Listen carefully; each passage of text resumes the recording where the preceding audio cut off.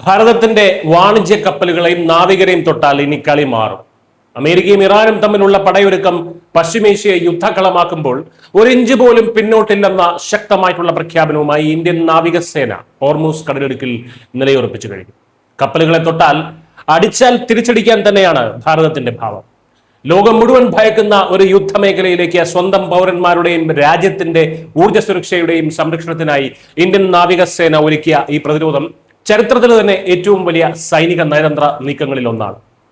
Indian എണ്ണക്കപ്പലുകൾക്ക് തൊട്ടടുത്ത് നിന്ന് കാവലൊരുക്കുന്ന close protection escort എന്ന ആക്രമണോത്സുകമായിട്ടുള്ള യുദ്ധതന്ത്രമാണ് നാവികസേന ഇത്തവണ പയറ്റുന്നത്. ഇതിനായി നാവികസേനയുടെ അത്യാധുനിക ഗൈഡഡ് മിസൈൽ ഡിസ്ട്രോയർ കപ്പലായിട്ടുള്ള INS സൂരതും ഒരു ഫ്രിഗേറ്റ് കപ്പലും ഹോർമൂസ് കടലിടുക്കിൽ വിന്യസിച്ചു കഴിഞ്ഞു. ഓപ്പറേഷൻ സങ്കൽപ് പദ്ധതിക്ക് പുറമെ മാർച്ച് 25 മുതൽ ഓപ്പറേഷൻ ഊർജ്ജ സുരക്ഷ എന്ന പേരിലാണ് ഈ ശക്തമായിട്ടുള്ള പ്രതിരോധ ദൗത്യത്തിന് രൂപം നൽകിയിരിക്കുന്നത്. American president Donald Trump Iranian തുറമുഖങ്ങളിൽ നാവിക ഉപരോധം പുനഃസ്ഥാപിച്ചതോടെയാണ് പശ്ചിമേഷ്യയിൽ യുദ്ധകനൽ ആളിപ്പടർന്നത്. ഹോർമൂസ് കടലിടുക്കിൽ വാണിജ്യ കപ്പലുകൾക്ക് നേരെ നിരന്തരം ആക്രമണങ്ങൾ ഉണ്ടാകുന്നു.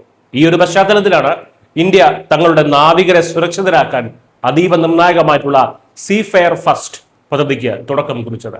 ഈ പദ്ധതി പ്രകാരം കപ്പലുകളുടെ തത്സമയ വിവരങ്ങൾ ലഭ്യമാകുന്ന പ്രത്യേക ഓപ്പറേഷണൽ ഡാഷ്ബോർഡ് ഡിജിറ്റൽ സംവിധാനം ഡയറക്ടറേറ്റ് ജനറൽ ഓഫ് ഷിപ്പിംഗ് ഒരുക്കിയിട്ടുണ്ട്.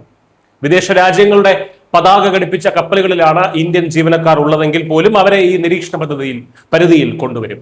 പ്രതിസന്ധിയിൽ അകപ്പെടുന്ന ഓരോ നാവികനും കാര്യങ്ങളെ ഏകോപിപ്പിക്കാൻ ഒരു പ്രത്യേക ലൈസൺ ഓഫീസറെ നിയോഗിക്കും.